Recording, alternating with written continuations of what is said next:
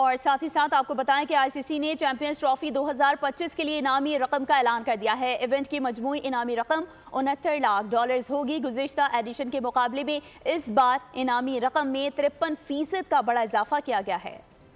Champions trophy में इनामात का ऐलान, आईसीसी ने तिजोरियों के मुंह खोल दिए। चैंपियंस ट्रॉफी की इनामी रकम में 53% का बड़ा इजाफा किया गया। इवेंट की मजमूई इनामी रकम $69 लाख मुकर्रर की गई। चैंपियन को $22,40,000 इनाम के तौर पर दिए जाएंगे। रनर अप टीम को $11,20,000, जबकि सेमीफाइनल हारने वाली दोनों टीमों को $5,60,000 मिलेंगे। ग्रुप मरहले के हर मैच में कामयाब टीमों को $34,000 का इनाम मिलेगा। शानदार टूर्नामेंट 19 फरवरी से 9 मार्च तक पाकिस्तान की मेजबानी में खेला जाएगा, जहां दुनिया भर की बेहतरीन टीमें एक दूसरे के मद्दे मुकाबिल होंगी। पाकिस्तान में क्रिकेट के शौकीन के लिए ये इवेंट ईद से कम नहीं होगा।